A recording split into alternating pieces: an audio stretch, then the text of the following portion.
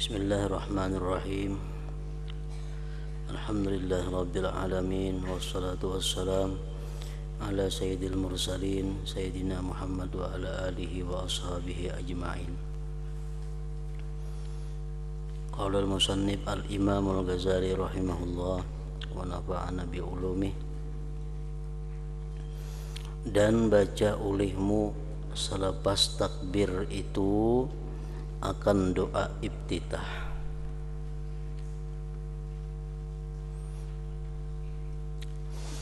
Dan baca olehmu selepas takbir itu akan doa iftitah dengan saktah diam sejenak antara takbir dan iftitah itu. Jadi begitu Allahu Akbar, diam sejenak, hanya sambung Allahu Akbaru kabira walhamdulillahi katsira wa subhanallahi bukratan wa asila. Wajjahtu wajhiya lilladzi fatara as-samawati wal ard hanifan wa ma ana minal musyrikin. Inna salati wa nusuki wa mahyaya wa mamati lillahi rabbil alamin. La syarika lahu wa bidzalika umirtu wa ana minal muslimin. Artinya,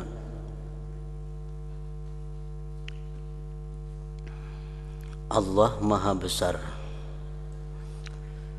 Segala pujian yang banyak bagi Allah. Walhamdulillahi katsira. Jadi mengetahui arti daripada apa yang dibaca di dalam sembahyang itu adalah merupakan cara untuk mempermudah kehusuan sembahyang. Karena kalau kada mengerti, kada tahu arti yang dibaca, itu sulit untuk menghadirkan hati di dalam sembahyang. Nah, jadi dituntut bahwa kita bukan hanya bisa membaca bacaan-bacaan di dalam sembahyang, tapi kita mestinya memahami, mengerti, mengenal apa-apa yang dimaksud dengan bacaan-bacaan itu. Allahu Akbaru kabira, Allah Maha Besar.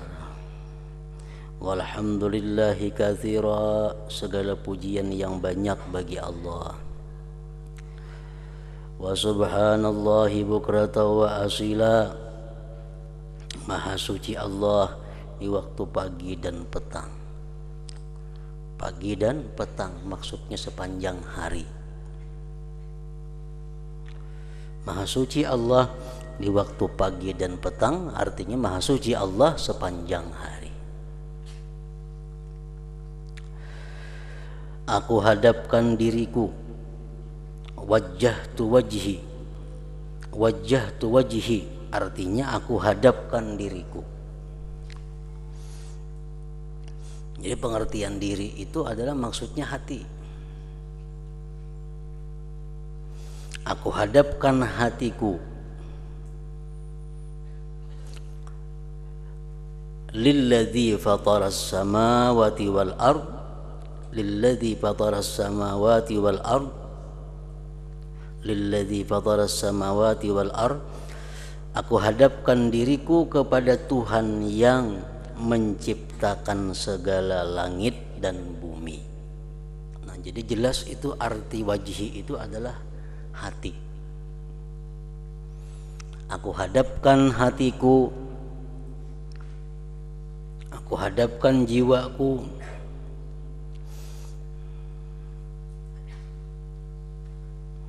kepada Tuhan yang menciptakan segala langit dan bumi. Kan kalau tubuh kita menghadap kiblat, kalau kita katakan bahwa tubuh kita menghadap Allah, berarti Allah arah di kiblat situ ada mau. Jadi pengertian wajih itu pasti artinya bukan badan. Pengertian wajih itu adalah hati.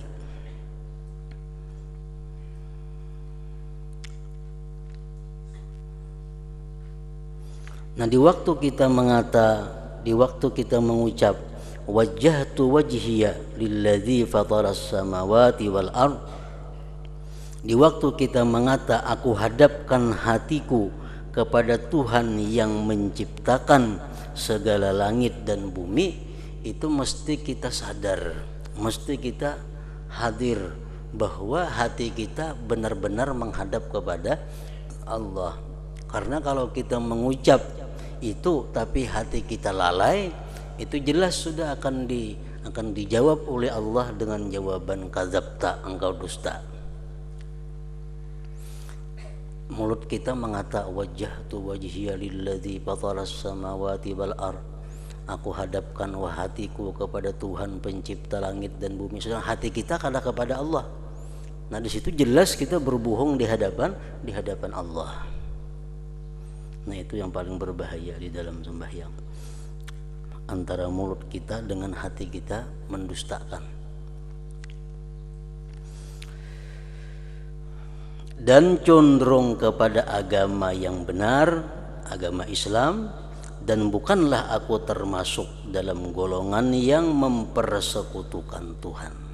Wa ma ana minal musyrikin, dan bukanlah aku termasuk golongan yang mempersekutukan Tuhan. Inna salati wa nusuki wa mahyaya wa mamati lillahi rabbil alamin. Sesungguhnya sembahyangku, ibadatku, hidupku dan matiku hanyalah untuk Allah Tuhan semesta alam.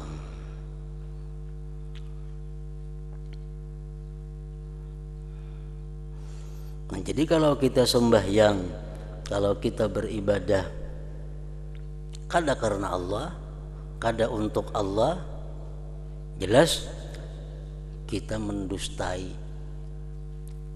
kita berdusta di hadapan Allah dengan apa yang kita ucapkan.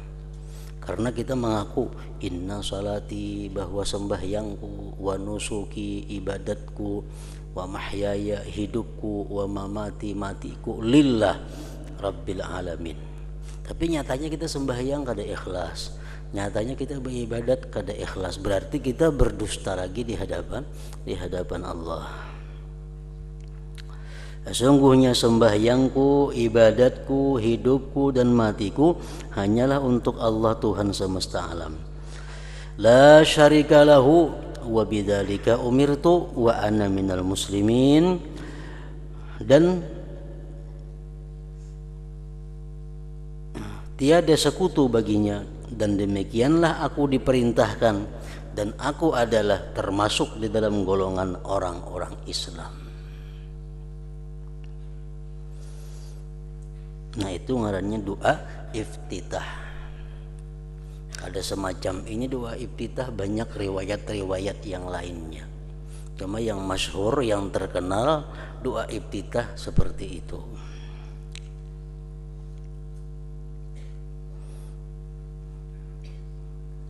Iftitah artinya pembuka.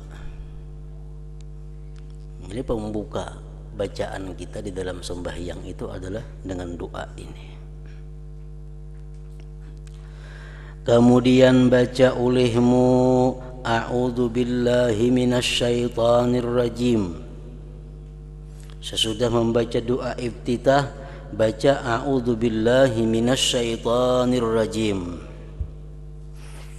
Aku berlindung dengan Allah dari godaan syaitan yang terkutuk. Hanya satu cara, hanya satu kaifiat bagaimana kita bisa selamat dari syaitan, yaitu dengan cara berlindung dengan Allah. Karena kalau kita berperang melawan syaitan, kalau kita berjuang melawan syaitan, kita kada sanggup. Kenapa? Karena syaitan itu banyak kawannya. Syaitan itu pulang sesuai lawan hawa nafsu kita. Syaitan itu melihat kita, kita kada melihat inya. Kalau kita berperang lawan musuh yang melihat kita, kita kada melihat inya, pasti kalah sudah kita. Musuh melihat lawan kita, kita ada melihat lawan musuh, pasti kalah kita. Nah, syaitan itu melihat kita, yarana huwa wa qabiluhu min haitsu la narah. Dia melihat kita, kita kadang melihat inya. Kada kawa dilawani syaitan. Nah, untuk terhindar dari godaan syaitan, kada ada jalan lain selain daripada berlindung kepada yang menciptakan syaitan. Imam Ghazali mencontohkan dalam kitab lain, syaitan kok sama dengan anjing.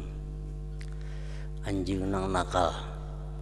Kalau kita memburu mahagai anjing itu, kita kada kabar lagi mau urus nang lainnya. Diburu bukahnya. Karena kita begawi stumat datang pulang, buru pulang, begawi pulang stumat datang pulang, kada keburuan lagi, orang mau urusnya itu aja. Nah, satu-satunya jalan agar anjing itu jangan mengganggu lagi, kita datangi. Nah, ampun anjing datangi, tolong urus anjing itu, nah jangan lagi mengganggu kami. Nah, kalau ampun anjing nyaman ditangkapnya, kan diapanya ke anjingnya lagi.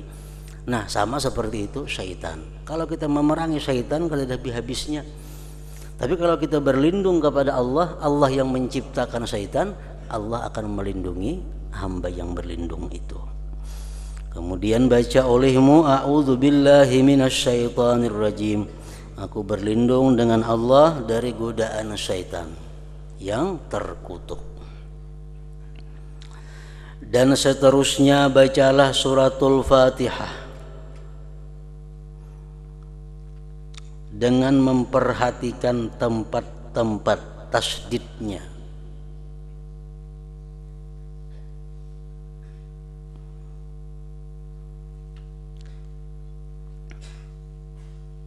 Dengan memperhatikan tempat-tempat tasdidnya.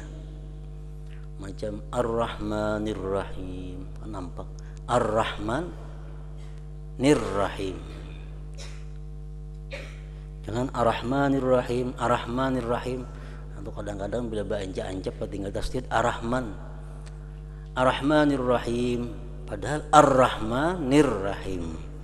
Tasdidnya itu dengan memperhatikan tempat-tempat tasdidnya, karena di situ banyak yang lalai, banyak yang lupa, sehingga tertinggal tasdid berarti kurang huruf Fatihah.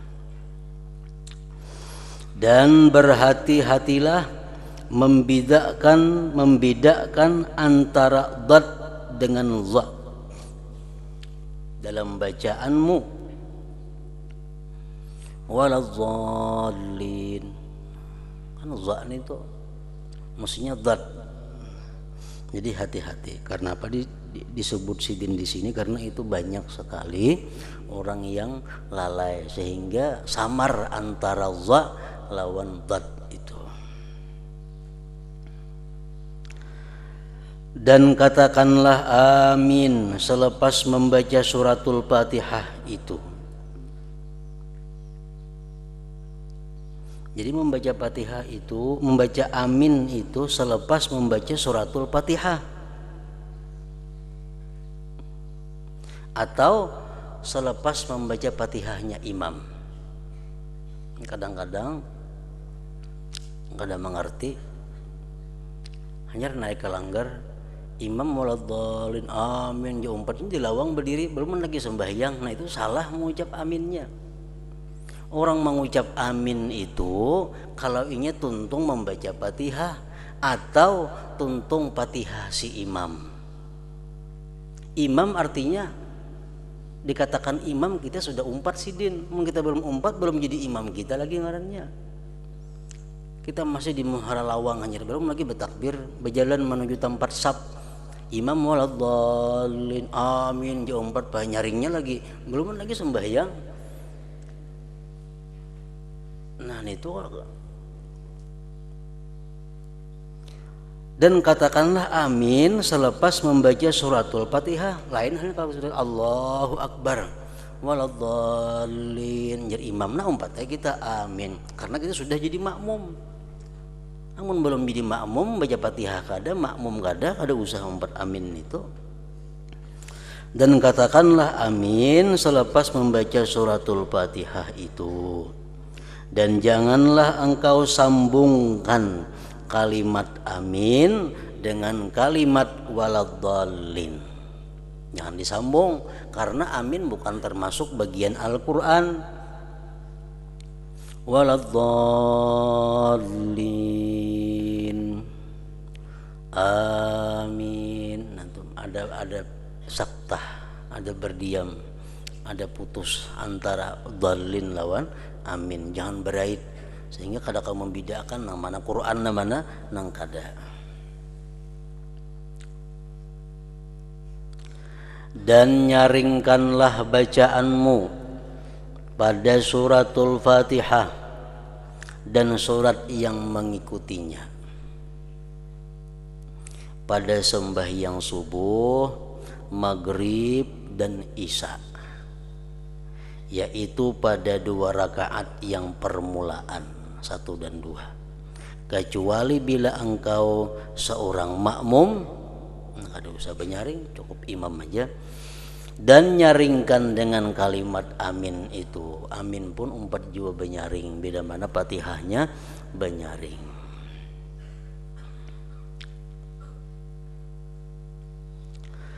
Dan hendaklah engkau baca selepas suratul Fatihah pada sembahyang subuh akan surah-surah yang dinamakan tiwalul mufassal.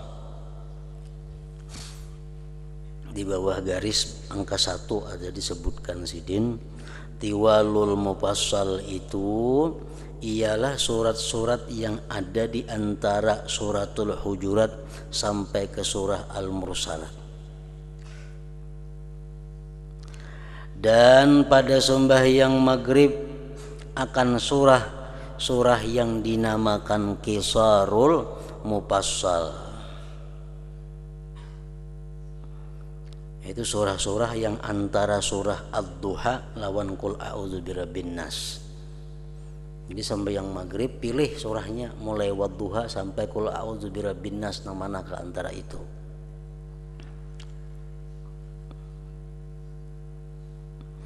Dan pada sembahyang zuhur, asar dan isya akan surah-surah yang dinamakan Awsatul Mufassal.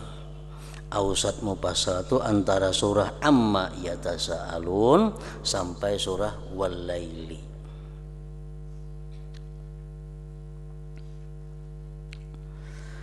Dan engkau baca pada sembahyang subuh dalam pelayaran akan surat Qul ya ayyuhal kafirun pada rakaat yang pertama dan surah Qul huwallahu ahad pada rakaat yang kedua. Kalau sembahyang subuh di perjalanan artinya. Nah, sesudah Fatihah Qul ya ayyuhal kafirun, rakaat kedua sesudah Fatihah Qul huwallahu ahad. Dan janganlah engkau sambungkan bacaan akhir surah dengan takbir ruku.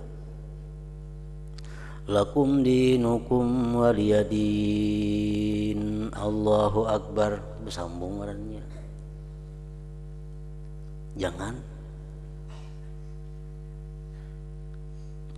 Walam yakun lahu kufuwan ahad, Allahu akbar. Jangan juga bersambung antara ujung surah dengan takbir hendak ruku, bersambung jangan. Tapi di situ ada saktah, ada berdiam sejenak. Tetapi hendaklah engkau pisahkan antara keduanya dengan sekadar membaca subhanallah. Jangan subhanallahnya dibaca. Artinya berdiam sekedar subhanallah. Lakum dinukum waliyadin, berdiam sekedar subhanallah lawasnya. Tomat aja itu subhanallah kayak apa. Nah sekedar itu hanya Allahu akbar ruku'.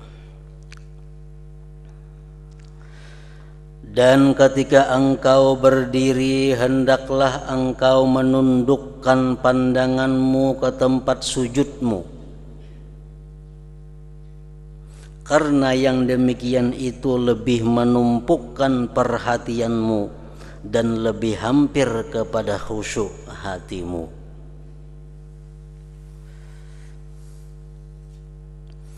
Jadi ada dua pendapat ulama yang mengatakan tentang kayak apa cara kepala kita.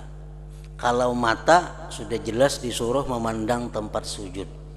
Nah kalau kepala kita apakah rata sejajar badan atau bertunduk sedikit? Nah itu khilaf ulama. Ada sebagian ulama yang mengatakan bahwa waktu berdiri itu kepala kita rata dengan badan, cuma mata aja nang cangang ke ampah sujud, ke arah sujud. Ada pendapat ulama lagi mengatakan bertunduk sedikit saja kepala. Nah, itu khilaf ulama. Sedikit, jangan terlalu tunduk. Ada yang kaliwatan tunduk kadang-kadang tuh sembahyang, entah sampuk dagu ke dada, kita liwat tunduk kepalanya. Ada sedikit aja disuruh. Bahkan ada yang mengatakan kada usah kepala, gana akan aja seadanya, mata aja yang dipandang memandang kepada tempat sujud.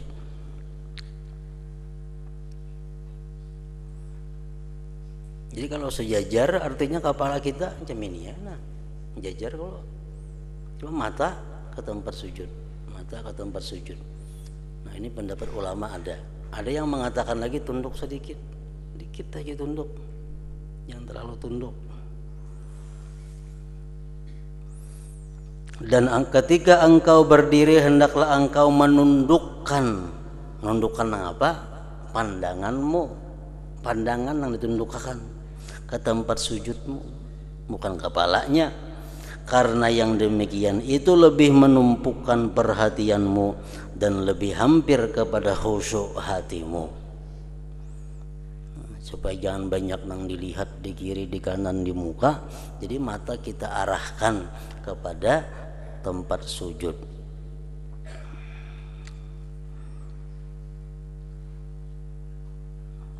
Jadi bapak jam kada disuruh dalam sembahyang.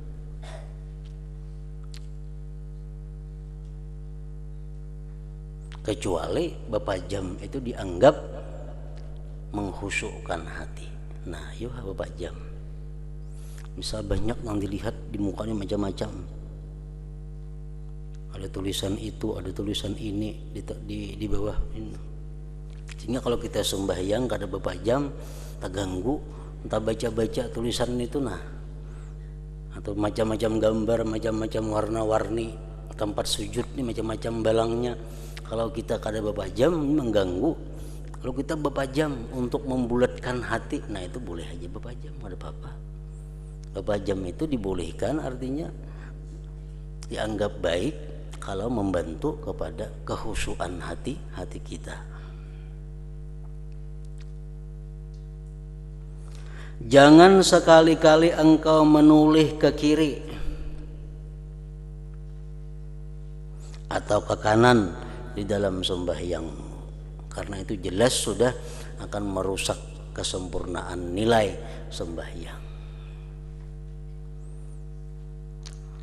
Jangan sekali-kali engkau menoleh ke kiri atau ke kanan di dalam sembahyangmu, baik kepala atau hati. Jangan sampai menoleh kepada kiri kanan. Contohnya nang kepala kayak apa? Sembahyang misal. Datang ada tadi di higa sebelah sini, kawan sebelah kanan. Jangan. Nah itu menoleh kepala ngarannya. Nah itu dimakruhkan. Allahu Akbar jadi higa bina nyaring, nah ya jangan kayak higa. Ada nang kayak itu. Atau menoleh hati, begitu ada orang di pinggir kita Allahu Akbar, di hati bergeritik siapakah dihiga aku nih. Nah itu sama, hati kita nang menoleh ke kiri ke kanan. Jadi sebagaimana kepala pun kita disuruh jangan menoleh ke kiri ke kanan, hati pun kayak itu juga. Setelah itu hendaklah engkau mengucapkan takbir ruku' dan angkatkan tanganmu seperti cara yang telah disebutkan di dalam mengangkat kedua tangan pada takbiratul ihram. Cara namanya kita ambil daripada 5 cara semalam tuh. Nah macam itu juga caranya mengangkat takbir pada waktu rukuk. Lakum dinukum waliyadin. Allahu Akbar. Boleh juga. Atau langsung aja Allahu Akbar, mulai angkatnya sudah Allahu Akbar sampai ke bawah, boleh juga. Jadi kayak apa cara kita mengangkat takbiratul ihram, macam itu juga cara kita takbir berpindah kepada ruku'. Dan panjangkanlah bacaan takbir itu sehingga sampai engkau berada dalam ruku' yang sempurna. Panjang takbirnya. Karena mulai berdiri Allahu Akbar sampai bujur-bujur ruku' hanya barnya habis. Nah, itu. Dan panjangkanlah bacaan takbir itu sehingga sampai engkau berada dalam ruku' yang sempurna. Maka letaklah kedua telapak tanganmu di atas kedua lututmu, sedangkan jari-jarimu terhurai, dan tegakkan kedua lututmu baik-baik, dan ratakan belakang leher dan kepalamu sehingga semuanya kelihatan seperti sekeping papan. Jadi antara belakang, kepala, leher sejajar. Kepala jangan mengangkat pada belakang, jangan tertunduk pada belakang. Kepala sejajar belakang. Nah, kayak itu disuruh kita ruku. Jadi kada kawa saurangan sembahyang itu belajar mesti bakawan. Lihat akan pengruku kupas kada. Kayak itu maka. Jadi mun hendak belajar cara sembahyang nang baik mesti ta'awun, tolong betulung, bantu membantu, bujur membujurakan antara satu kawan dengan kawan yang lainnya. Ada kawan saurangan. Jadi kawan yang tak bisa disuruh itihiakan sembahyangku nang kayak apa, aku mau angkat takbir, kayak bacaan Fatihah iftitahku, kayak bacaan Fatihahku, kayak bacaan surahku, kayak apa ruku'ku. Nah, kita praktikakan di hadapan kawan yang lebih bisa. Nah, macam itu maka bila kadang jam itu kalau mau bujur sembahyangnya berkira-kira seorang aja, berkira-kira kada mau pas, mesti ada kawan.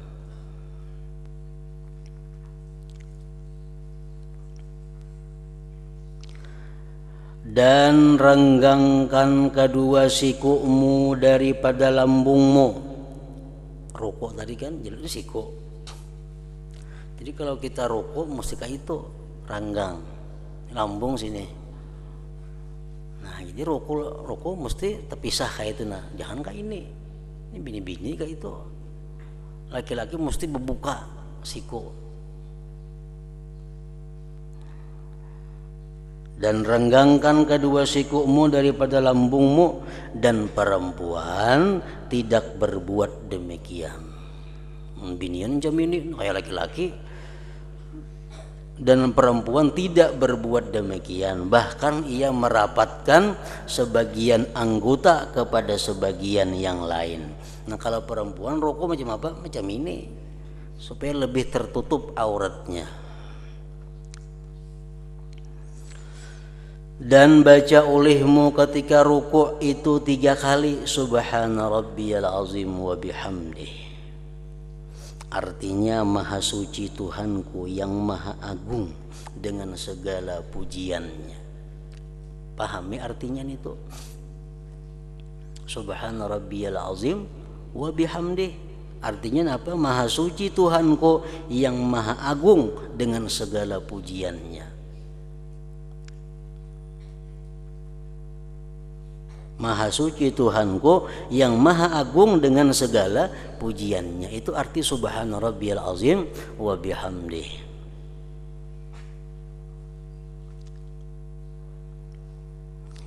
Dan jikalau engkau sembahyang sendirian, maka lebih baik engkau tambahkan bacaan tasbih itu sampai 7 kali atau 10 kali.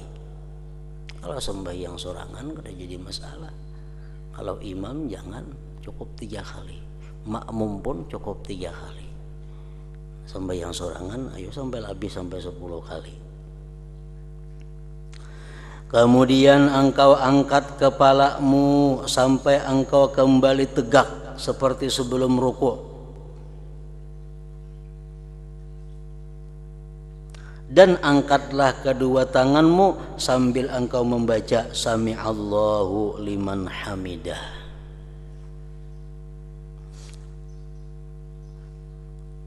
Apabila memulai membaca Sami'allahu liman hamidah itu, mulai kita mengangkat tangan daripada lutut. Begitu kita lepaskan tangan dari lutut, Sami'allahu liman hamidah.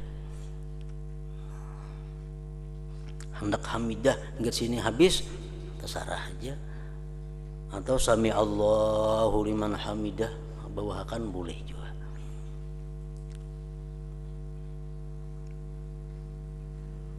Artinya mengapa sami Allahu liman hamidah? Allah mendengar siapa yang memujinya. Siapa yang memuji Allah, Allah mendengar.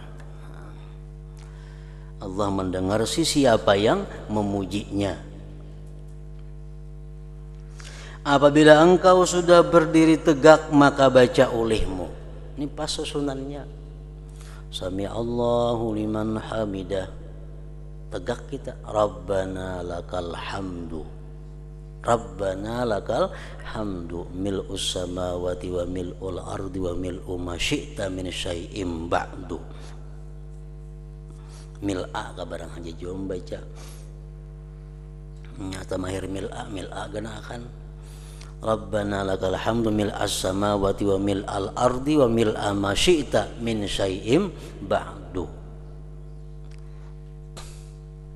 Jadi sambungannya sami Allahu liman hamidah. Allah mendengar orang-orang yang memujinya. Rabbana lakal hamdu artinya wahai Tuhan kami, bagimu segala pujian.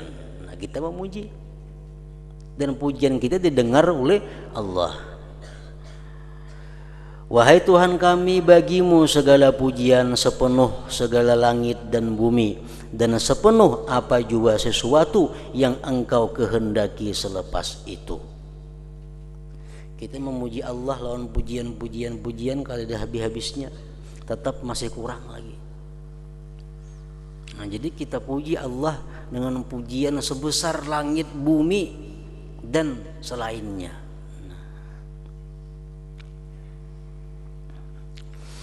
Dan jikalau engkau sembahyang subuh, maka bacalah kunut ketika engkau i'tidal pada rakaat yang kedua. Kemudian hendaklah engkau turun untuk sujud sambil mengucap Allahu Akbar tanpa mengangkat kedua tangan. Saya lagi angkat tangan. Sami Allahu liman hamidah. Rabbana lakal hamdu mil'as samawati wa mil'al ardi wa mil'a ma syi'ta min syai'in ba'du. Allahu Akbar, sujud tangan turun aja, kada usah Allah, kada usah lagi kait tangan angkat. Tanpa mengangkat kedua tangan. Dan pertama kali letakkan dahulu lututmu. Sujud itu pertama yang menyentuh lantai lutut.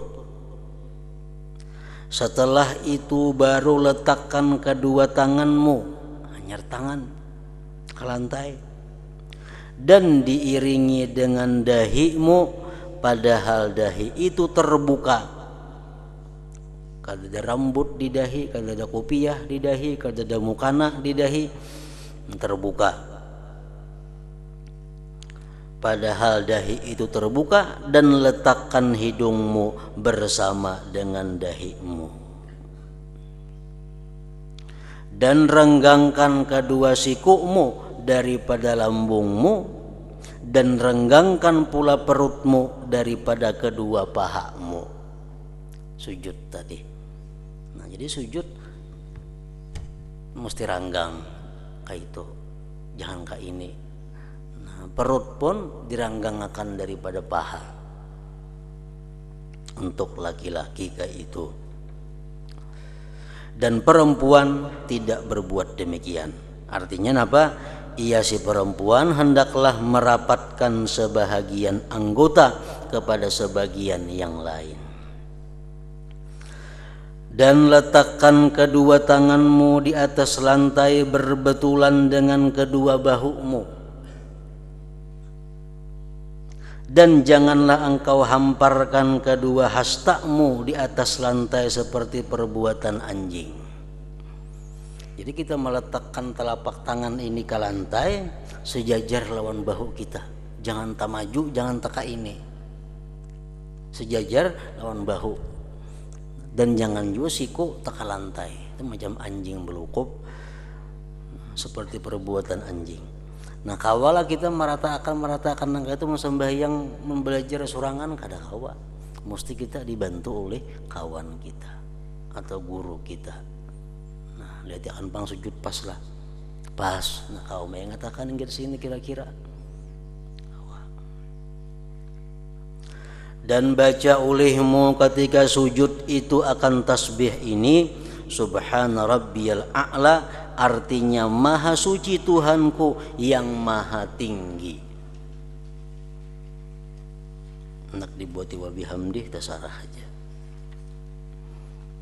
Engkau baca tasbih ini 3 kali apabila engkau sembahyang berjamaah, dan 7 atau 10 kali apabila engkau sembahyang sendirian. Subhana rabbiyal a'la. Apa artinya tadi? Maha suci Tuhanku yang maha tinggi. Maha suci Tuhanku yang maha tinggi. Jadi jera para ulama itu adalah menunjukkan bahwa orang yang sering kali sujud akan ditinggikan Allah derajatnya di dunia dan akhirat. Karena bacaannya Subhana rabbiyal a'la berdahulu sudah. Subhana rabbiyal a'la.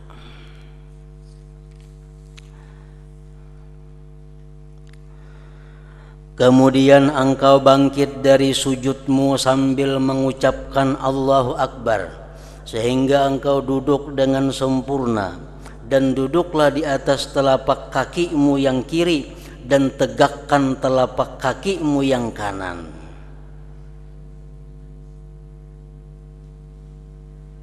Dan letakkan kedua tanganmu di atas kedua pahamu, sedangkan jari-jarimu dalam keadaan terhurai tidak digenggam. Duduk antara 2 sujud. Duduk iftirash ngarannya. Duduk antara 2 sujud sama lawan duduk tahiyat awal. Jadi kita duduk di batis sebelah kiri dan tegakkan kakimu yang kanan. Maksudnya kakimu, telapak kakimu, dan tegakkan telapak kakimu yang kanan. Jadi tegak yang kanan itu nah. Kalau berhiring kayak itu kada. Banyak yang kada biasa, sehingga waktu itu telapak berkanannya kada cagat.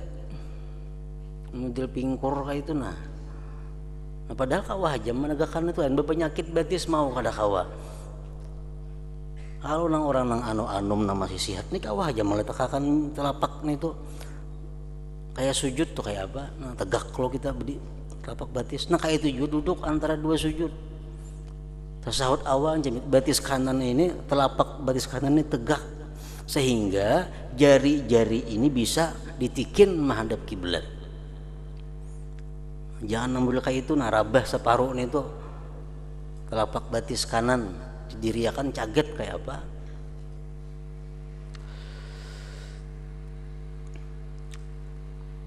Dan tegakkan telapak kakimu yang kanan dan letakkan kedua tanganmu di atas kedua pahamu, sedangkan jari-jarimu di dalam keadaan terhurai tidak digenggam. Dan baca olehmu Rabbighfirli warhamni warzuqni wahdini wajburni wa'afini wa'fu anni. Doa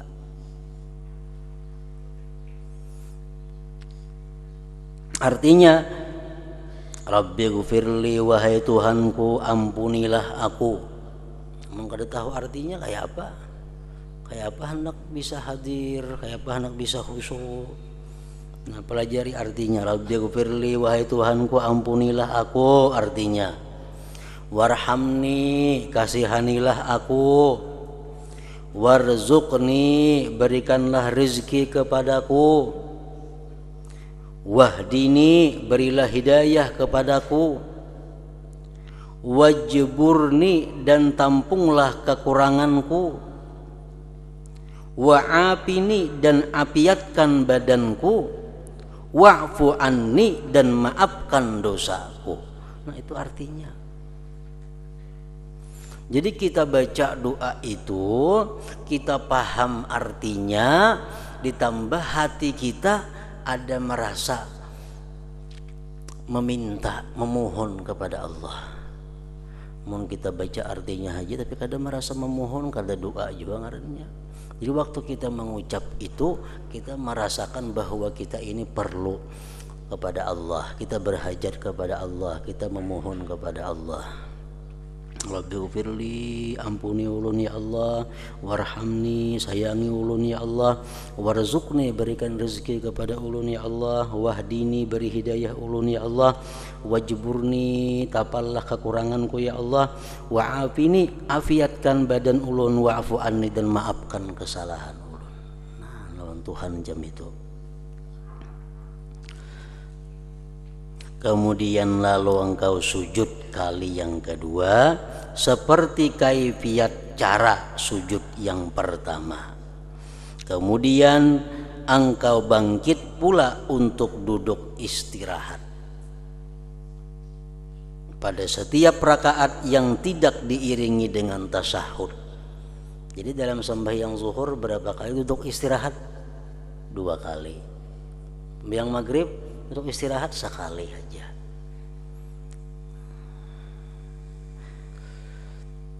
Duduk istirahat pada setiap rakaat yang tidak diiringi dengan tasyahud. Dan hendaklah duduk istirahat ini sekejap, ketumat saja, bila lawas batal sembahyang. Untuk istirahat itu bila lawas batal, tumat saja. Kemudian engkau berdiri dan engkau letakkan kedua tanganmu di atas lantai. Berdiri itu, jangan berdiri langsung, andak dulu tangan ke lantai. Dan jangan engkau mendahulukan sebelah kaki ketika berdiri. Imbai batis kiri kanan berdiri. Dan hendaklah engkau mengucapkan Allahu Akbar ketika engkau hampir ke tempat duduk istirahat, maka terus takbir itu engkau panjangkan sehingga sampai lebih kurang separuh berdirimu. Jadi mulai kita artinya bangkit dari sujud, Allahu Akbar. Duduk istirahat, rahatan Allah, panjang Allahnya itu kan untuk istirahat. Begitu sudah kita parak berdiri, hanya rebar habisnya. Nah, panjang Allahu Akbarnya itu. Kau panjangkan sehingga sampai lebih kurang separuh berdirimu. Nah, itu sarakaat sudah sembahyang. Jadi sembahyang mesti mulai wahini dibujurakan. Karena sembahyang inilah yang kainanya akan menjadi putusan tentang baik kadanya seluruh amal perbuatan kita. Kan sembahyang itu imaduddin, sembahyang tihang agama. Sembahyang tihang agama. Nah, jadi kalau orang menajak tihang tuh mesti memakai lut supaya bujur-bujur rata. Nah, artinya apa? Sembahyang sebagai tihang agama ini mesti bujur-bujur, diratakan, dibujurakan. Rukuknya, sujudnya, bacaannya kayak apa sesuai dengan perintah. Karena bila sembahyang ini kada rata, pirut. Orang rumah tuh tihang pirut, semuaan jadi pirut. Melah rumah tihang miring, otomatis dinding miring, atap miring, lawang miring, semuaan jadi miring. Kenapa? Karena sembahyangnya sudah miring. Nah, orang yang sembahyangnya ini bebarang aja, otomatis sudah puasanya jadi bebarang aja. Ibadah nang lain pasti bebarang aja. Kenapa? Karena mulai tihangnya bebarang aja. Nah, bila orang baulah bangunan, orang baulah rumah, tihang tuh pasti nang kuat dicari kayunya. Dan manajak kada sembarangan, mesti rata, bujur tegak. Nah supaya napa? Nang lain umpat tegak, dinding umpat tegak, atap umpat bagus, lawang umpat bagus, jendela umpat baik kada singgang. Nah jadi sembahyang ini nang perlu dibujurakan. Bila kada dibujurakan kita sampai ke Tuhan kada mau bujur. Walaupun ikam sekolah di mana di luar negeri kah, di manakah sekolah, hafal Quran kah apa, kalau sembahyang kada dibujurakan miring sembahyangnya. Nah jadi mulai wah ini artinya sembahyang itu mesti diperiksa. Bujur kada sudah sujud nih, kayak apa jarak antara dua batisnya. Bujur kada berdirinya kayak apa cara. Perhatikan guru-guru kita nih banyak nang kada diri sembahyangnya. Kenapa? Padahal sih pintaran menerangkan belajar tuh. Kenapa sembahyang batis nang kayak ini bandak hasta-hasta jaraknya. Padahal guru karena kada memperhatikan gawian seorang tahu mengajar aja. Bila mengajar menerangkan pintar banget apa kayak ini. Tapi seorang sembahyang lihat ya sembahyangnya. Kenapa? Karena kada mau urus diri seorang ngarannya. Nah jadi mulai belum jadi guru urus dahulu batisnya kayak apa, jarak antara berdiri kanan lawan kiri, mengangkat takbirnya kayak apa, bacaannya kayak apa, duduknya kayak apa, sujudnya kayak apa. Mulai belum jadi guru sudah dibirisakan itu. Nanti rata akan supaya selanjutnya kaina jadi biris. Mau sudah Tuhan ngalih baiki sudah tak biasa. Nah, sudah 40 tahun sembahyang kayak ini ngalih mau ubahnya. Nah jadi bila kada dibiasakan yang baik mulai wah ini bakal panjangan kayaknya sulit. Apabila sembahyang ini baik, awal yang diperiksa Allah, awwalu ma yuhasabu bihil abdu as-salah. Awal yang dihisap Allah pada hari kiamat itu adalah sembahyang. Cek sembahyangnya di Tuhan kayak apa. Sembahyangnya pirut, udah selesai semuaan pirut. Jadi patokannya adalah sembahyang.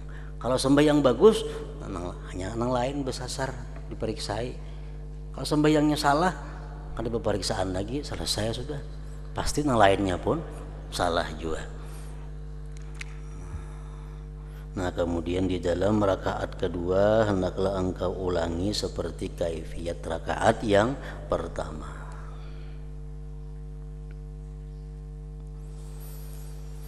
إلى حضرة النبي صلى الله عليه وسلم الفاتحة.